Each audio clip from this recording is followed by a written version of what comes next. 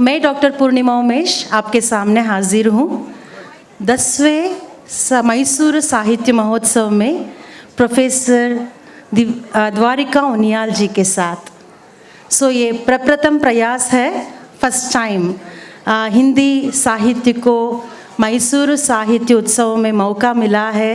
ये हम लोगों के लिए बहुत खुशी की बात है, क्योंकि द्वारिका सर बता रहे थे भाषा से भावना बड़ी है। कोई भी भाषा बड़ी या फिर छोटी नहीं होती, भावनाओं के लिए हमें कदर करना चाहिए। नव गति नव लय ताल चंद नव नवल कंठ नव जलद मंद्र रव नव नभ के नव विहग वृंग को नव पर नव स्वर दे। इन्हीं शब्दों के साथ मैं स्वागत करना चाहती हूँ हमारे आज के मुख्य अतिथि, इस सत्र के मुख्य अतिथि प्रोफेसर द्वारिका उनियाल जी को। सर के बारे में थोड़ा मैं बताना चाहती हूँ कि वो एक बहुत ही बड़े एकेडमिशियन हैं, पोएट है। वो 8वीं साल से वो लिखना शुरू कर दिए थे और आज वो एक एक्टर एंड डॉक्यूमेंट्री डायरेक्टर सबके रूप में हम सबके सामने हाजिर है। तो ये मैसूर के लिए बहुत बड़ी उपलब्धि है कि वो हमारे इस बीच में है। तो जोरदार तालियों के साथ उनका स्वागत करेंगे।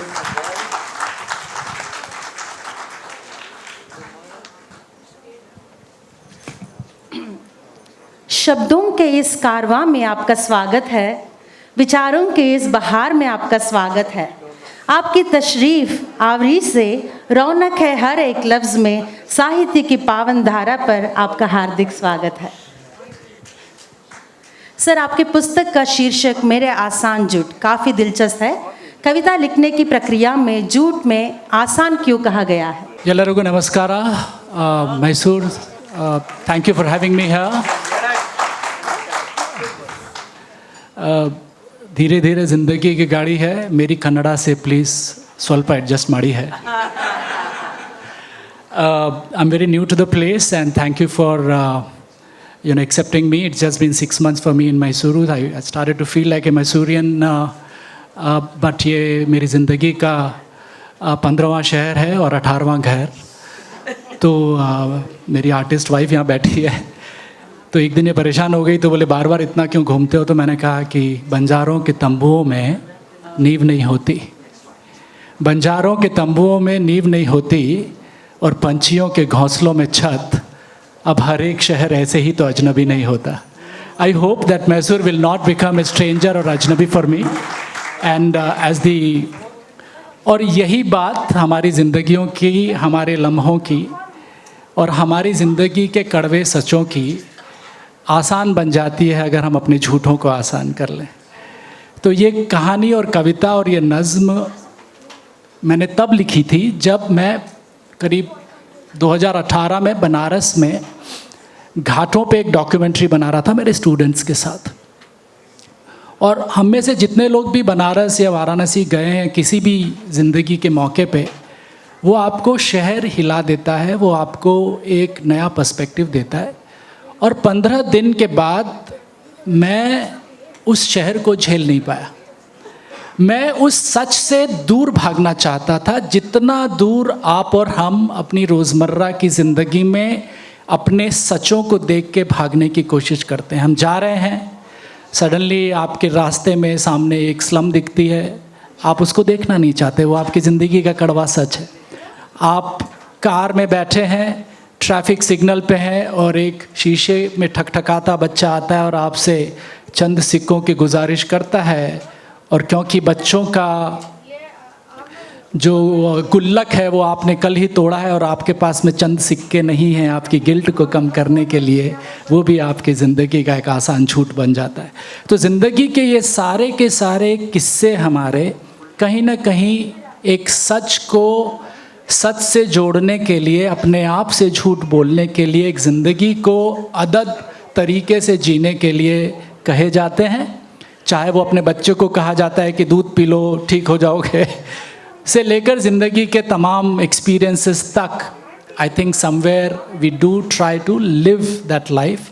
और इसीलिए वो एक कहानी और वो नज़्म कविता की शक्ल में आई थी, और जब मैं इस किताब को लिख रहा था तो मेरे दिमाग में था कि इसका नाम आसान झूठ ही रखा जाएगा, क्योंकि ये तमाम ज़िंदगी की मेरी जो नज़में हैं कहीं ना कहीं अपने आप से सच और मुझसे झूठ बोलती हैं। Thank you. बहुत सुंदर उत्तर दिया है सर आपने। और एक जैसे मैं पढ़ रही थी और एक प्रश्न मेरे मन में उभरी है, मैं कहानियाँ क्यों नहीं लिखता। कविता की पंक्तियाँ हैं, बहुत अच्छे पंक्तियाँ आपने चुनकर लिखा है सर। कहानियाँ लिखने के लिए ज़िंदगी जीनी पड़ती है, किस्से खोजनी पड़ती है, दुनिया घूमनी पड़ती है, लम्हे बटोरने पड़ते हैं, बहुत कुछ कोना पड़ता है, कुछ किरदार बुने, कुछ उधार मांग लिए। एक उधार मांग लिए जो शब्द है सर, वो जो सोच है उससे ऊपर है। तो इस कविता के मैं कहानियाँ क्यों नहीं लिखना चाहता, इस वाक्य में हमें पता चल रहा है कि आपको कहानियों से ज़्यादा कविता प्यारी है। क्या इसके बारे में आप थोड़ा प्रकाश डाल सकते हैं? कहानी लिखना काफ़ी मेहनत का काम है और मैं काफ़ी लेज़ी आदमी हूँ। सो 4 शब्दों में जहाँ मेरा काम हो जाता है, वहाँ पे अगर मुझे 4 पन्ने लिखने पड़े तो ये बहुत मुश्किल का काम है। तो जो लोग कहानियाँ लिखते हैं, लॉन्ग फॉर्म राइटिंग करते हैं, मेरी एक पुरानी स्टूडेंट यहाँ सुचित्रा बैठी हुई है, वो काफ़ी कहानीकार है, तो हम लोग बात कर रहे थे, मतलब ये बहुत मेहनत का काम है, मुझसे नहीं होता। और कहानी आपके जो एनवायरनमेंब है वहाँ से निकल के आती है। तो मेरे पब्लिशर मुझे कहते हैं, सर ये कविता विता आजकल कोई पढ़ता नहीं है, आप ज़रा क्राइम थ्रिलर लिखो। वो यूपी वाले, मैंने कहा सर मैं एक बहुत सुंदर शहर से आता हूँ और वो मैसूर की ही तरह झीलों का शहर है और महलों का शहर है, उसका नाम है उदयपुर। तो मुझे बहुत ज़्यादा मैसूर अपने उदयपुर शहर की तरह लगता है। तो बहुत सुंदर जगह है, सुंदर लोग हैं और सुंदर कहानियाँ हैं। तो मेरी लाइफ में एक्चुअली क्राइम इतना ज़्यादा आया नहीं है कि मैं थ्रिलर लिख पाऊँ, पहला। तो आपके वो एक्सपीरियंसेस नहीं है। दूसरा, मुझे लगता है कि आप में से बहुत सारे लोग बहुत खुश नसीब हैं कि आपकी ज़िंदगियों में नानियों और दादियों की एक जगह है। बदकिस्मती से मैं जहाँ पैदा हुआ, गढ़वाल में, उत्तराखंड में, बहुत जल्दी हम अप्रवासी हो गए। मैं वहाँ पे रहा नहीं, मेरे गांव में। तो मेरी नानी और दादी से मेरा वास्ता बहुत कम रहा। नानी को मैं सिर्फ बचपन में एक बार मिला और दादी को शायद बहुत कम। तो जो कहानियाँ आपको नानियाँ, दादियाँ और एक परिवार का परिवेश आपको देता है, जो आपकी इमेजिनेशन को पंख देता है, शायद मेरे अंदर वो काबिलियत नहीं है कि मैं उन भावों को लंबी कहानियों में पिरो सकूं। लेकिन हाँ, मैं नज़में इसलिए लिखता हूँ क्योंकि ये मेरी ज़िद है। और ज़िद ये है कि मैं लिखता हूँ क्योंकि ख्याल को बेवजह मन में सोच कर ज़ाया नहीं करते। मैं लिखता हूँ क्योंकि ख्याल को बेवजह मन में सोच कर ज़ाया नहीं करते। ख्याल को हवा लगनी चाहिए, उसे कलम की निब से कागज़ पर उकेर कर ज़िंदा रखना ज़रूरी है। फिर चाहे कलम की निब से उस कागज़ की निभे या ना निभे, मैं लिखता हूँ क्योंकि ख्याल को बेवजह मन में सोच कर ज़ाया नहीं करते। तो कविता और नज़में मेरी ज़िद है, कहानियाँ मेरे बस की नहीं, इसीलिए मैं कहानियाँ नहीं लिखता। बहुत सटीक उत्तर आपसे प्राप्त हुई है, धन्यवाद सर। और एक कविता है, यादें और तन्हाइयाँ। जी। इस कविता में हम पाठकों को समझाइए कि यादें तन्हाई के साथी है या उसकी वजह, इस द्वंद्व को कैसे देखते हैं आपके नज़रिए से? इसके पीछे एक कहानी है। हमारे ज़माने की सब एक काफ़ी सक्सेसफुल, बहुत अच्छी एक्ट्रेस हैं, उनका नाम है दीप्ति नवल जी। दीप्ति नवल जी की एक नज़्म है जहाँ पे वो ख़त्म करती हैं इस लाइन पे कि अगर यादें न होती, नहीं, अगर तन्हाइयाँ न होती तो क्या होता तेरी यादों का। एक शब्द है, उन्होंने एक लम्हा छोड़ दिया मेरे पास कि अगर यादें न होती तो क्या होता, सॉरी, एक तन्हाइयाँ न होती तो क्या होता तेरी यादों का। तो मैंने ये नज़्म दीप्ति नवल जी के जवाब में लिखी और फिर उनको भेजी भी कि यादें एक नाराज रोशनी का लैंप पोस्ट है, न जलते हैं न बुझते हैं, अंधेरा भी जिनका नहीं होता। या फिर वो तन्हाइयाँ शमशान पे किसी कब्र के साए बैठी रहती, पढ़ती कुछ नज़में, अपने ज़िंदा होने के इंतज़ार में बूढ़ी होती। हाँ, क्या होता इन यादों का, ये उन रेल की पटरियों पे खड़कती आवाज़ों की तरह होती शायद, जो ट्रेन के निकल जाने के कई देर बाद तक गूंजती रहती हैं, या धुएं के मानिंद जलते कोयले से निकलती और काले आसमान को थोड़ा सलेटी बनाती। अब मेरा जवाब है, तन्हाइयाँ इन यादों की रूह हैं। तन्हाइयाँ इन यादों की रूह हैं, इन्हें मायने देती हैं शायद। और आखिरी लाइन शायद कई लोगों को नहीं लिंक करेगी, बट ये गुलजार की स्टाइल में है। तन्हाइयाँ इन यादों की रूह हैं, इन्हें मायने देती हैं शायद, वरना भुट्टो को पक के चटकते कभी देखा है तुमने। वो एक मोमेंट्री लेवल है जहाँ पे अगर आपने नहीं देखा तो आप वो चटक भूल जाएंगे, आपको सिर्फ जले हुए भुट्टे मिलेंगे। तो वो कहानी। Thank you sir for explaining.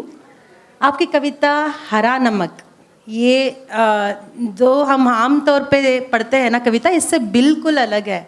तो 2-3 बार पढ़ने के बाद मुझे पता चला कि क्या केवल ये व्यंजन है, ये व्यंजन नहीं है, बल्कि पहाड़ों की पूरी जीवन शैली और उसकी संस्कृति है।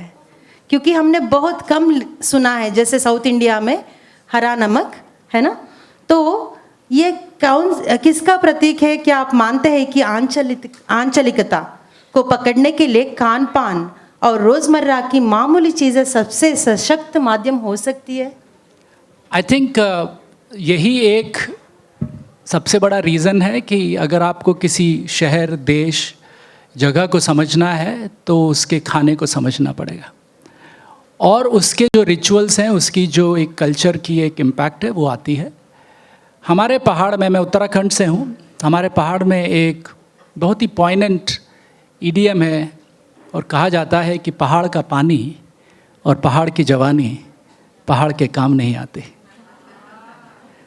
पहाड़ का पानी और पहाड़ की जवानी पहाड़ के काम नहीं आती। तो मेरा गांव है रूमधार, टिहरी गढ़वाल में, और जहाँ मैं पैदा हुआ था, तो हमारे वहाँ पे एक खान पान की परिपाटी है जहाँ पे माँ, दादियाँ, नानियाँ, बहुएं, क्योंकि आदमी लोग ज़्यादा रहते नहीं हैं, वो इमिग्रेंट होके काम करते हैं, मनी ऑर्डर इकोनॉमी होती है, रिमिटेंस इकोनॉमी है।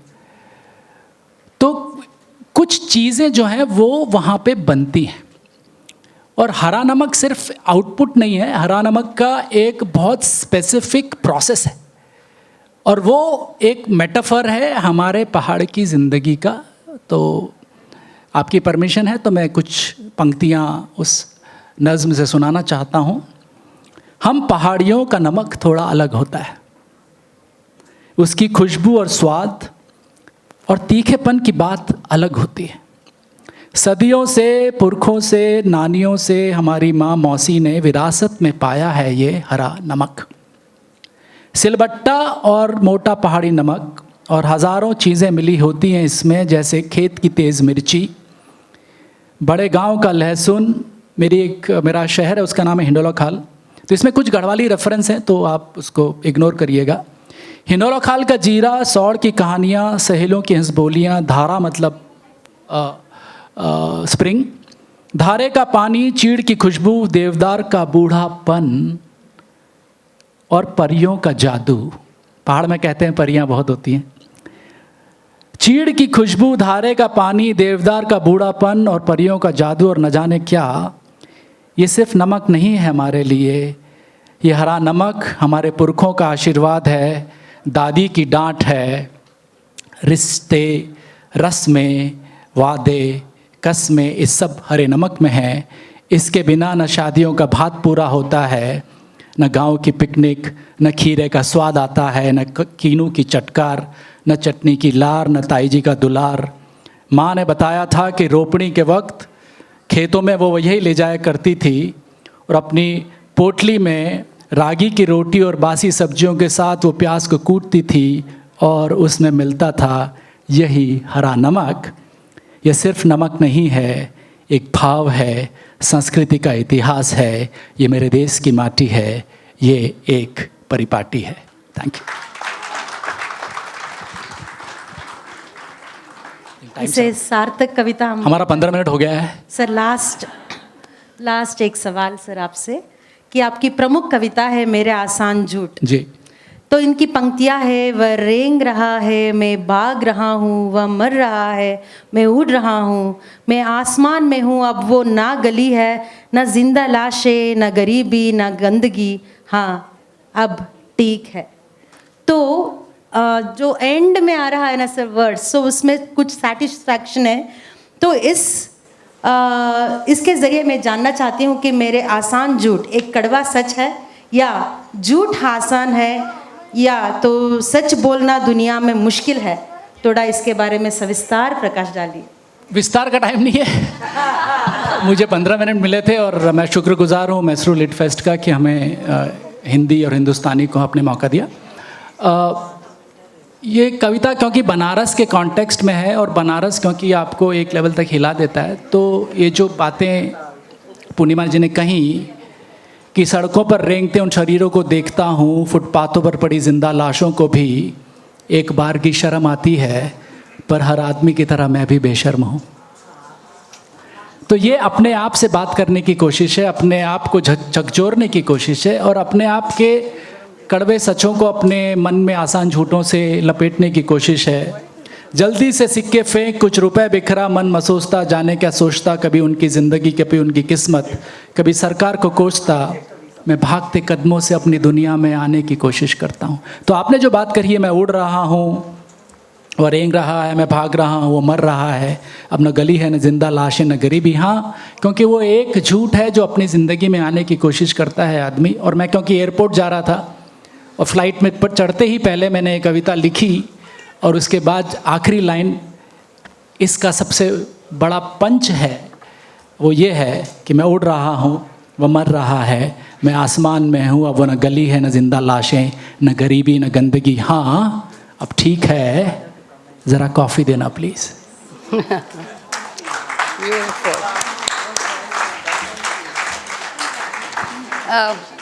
So this dialogue relating poetry and life has transported all of us to another realm. Our thanks to Dwarika Unyal and Purnima A. ये मुझे तो ज़रूर अपने यादें आ रही हैं क्योंकि मैं बनारस की हूँ जी, और डेफिनेटली तेरी जी ये बात हुई थी हमारी और तेरी गढ़वाल में भी काफ़ी हॉलीडेज मनाई हैं। सो आपका एक्चुअली आप चंद वर्ड्स में आप हमको इतनी गहरी बातें सुना देते हैं। And I wish you that you will continue to do this, and I also wish that you will continue living in Mysore much longer than moving soon. So Mysore के लिए चंद लाइनें ख़त्म करने से पहले कि अभी थोड़ा अपना थोड़ा पराया सा शहर है, अभी थोड़ा अपना थोड़ा पराया सा शहर है, नहीं ज़मीन है मेरी अभी किराए का घर है, लम्हों की चादर बुन रहा हूँ अभी, लम्हों की चादर बुन रहा हूँ अभी, थोड़ी सी रात थोड़ा सा शहर है, अभी थोड़ा अपना थोड़ा पराया सा शहर है। Thank you Mysore. Thank you so much.